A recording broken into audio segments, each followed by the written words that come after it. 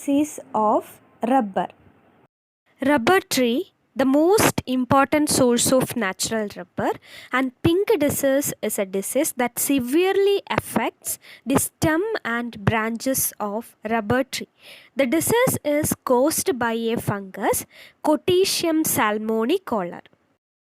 The disease is named as pink disease because of a typical lesion, that is salmon colored scattered or coalescent pustules and corticoid basidiocarps, particularly seen on infected branches and stem of the trees. The important feature of the fungus is that it can reproduce sexually as well as asexually. For asexual reproduction, the fungi produces pustules. Pustules are globular flask-shaped structure within which asexual spores like conidia are produced. Okay, the fungi can also reproduce sexually by utilizing basidiocarps. Again, basidiocarps are a sac-like structure within which sexual spores called basidia are produced.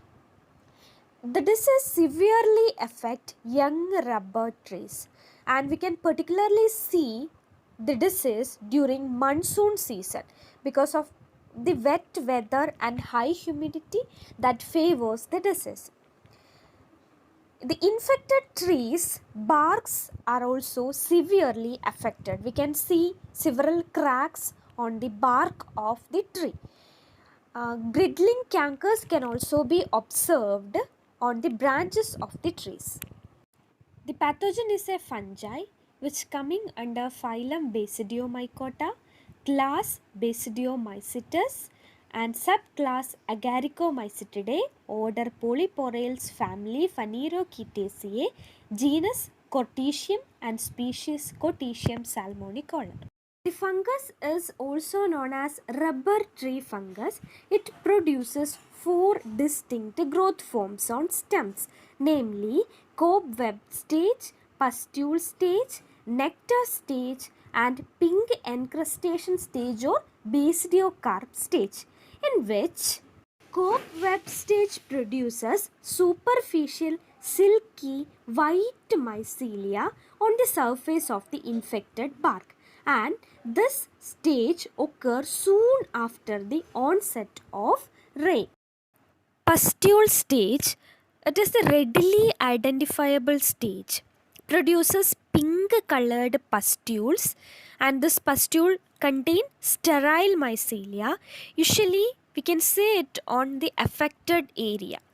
A smooth salmon pink layer which usually develops on the underside of the infected branch, and later this layer cracks into patches and its color fades to a dirty white color. Next stage is the nectar stage, where an orange red colored pustules are produced. These pustules are usually develops on the upper side of the infected branches.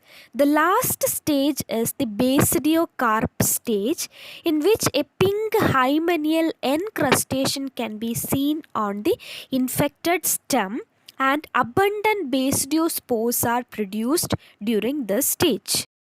Symptoms that already discussed. Anyway, it is the most serious stem disease affecting mainly the young rubber trees, observed mainly during monsoon season because of the wet weather and high relative humidity.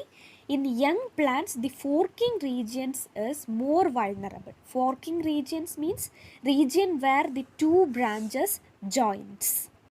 Early symptom is the superficial growth of the fungal mycelium, which resemble a cobweb and glistens in sunlight. Mycelium, which grows and covering all around the infected stem. In certain cases, the pathogen damages the latex vessel of the rubber plant. As a result, latex continuously exudes from the affected bark, and the region gets rotten and dries up later. When the bark rots all around the stem, it severely affects the translocation of water and minerals through xylem and phloem vessel. As a result, the leaves turn yellow color and it dry up later. The dried leaves remain attached to the infected branch.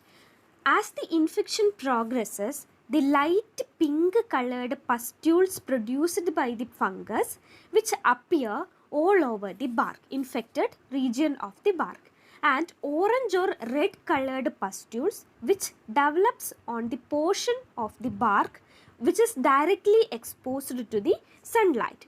In advanced stages, pink encrustation means tough dried canker like structures. So this pink encrustation which appear on the lower shaded region of the infected branch.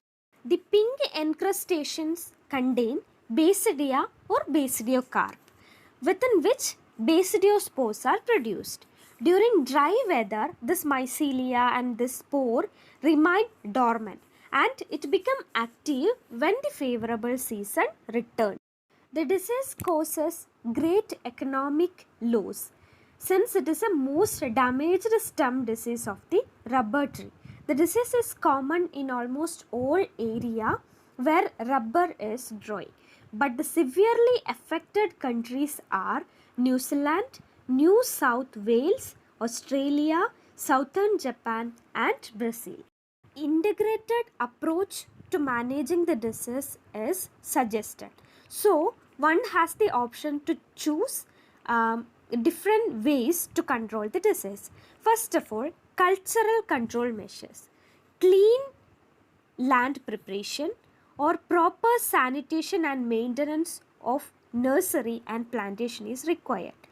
And proper plant density should be maintained in the plantation area. Weeding is required. We can also follow Mucuna bracteata cover cropping system. Proper irrigation should be followed. Mechanical measures include roguing, pruning, especially pruning of the dead branches that could harbor pink disease or other saprophytes, scraping of the diseased barks and treating the infected region with the right fungicide-insecticide mix.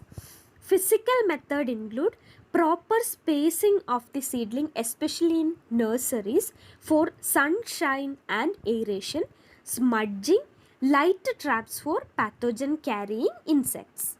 Next is the use of organic based formulations. This formulation include fermented teas from agricultural waste of plants and plant parts like fruit peels, cobs, legume pods, bagasse, straw, vermicast, manures, etc. This formulation can be applied as sprays, swab or soil drench, especially on seedlings or immature stages of the plant. Some of the biocontrol agents and biopesticides can also be used. For example, antagonist. Antagonist means non-pathogenic or non-target microorganism. They effectively kill the pathogens. It can be bacteria, fungi or mild strain of viruses, predators or even friendly insects can also be used. Some botanicals or some plants with the pesticidal properties such as fungicidal, bactericidal, nematicidal or insecticidal property carrying plants can also be used. Some effective microorganisms that also give protection from pathogens that can also be used. Other methods for controlling the disease include the use of resistant varieties. Resistant high yielding varieties are preferred. In addition to that, chemical measures can also be used. Any of the fungicides can be used that can be applied by spraying, painting, swabbing, etc.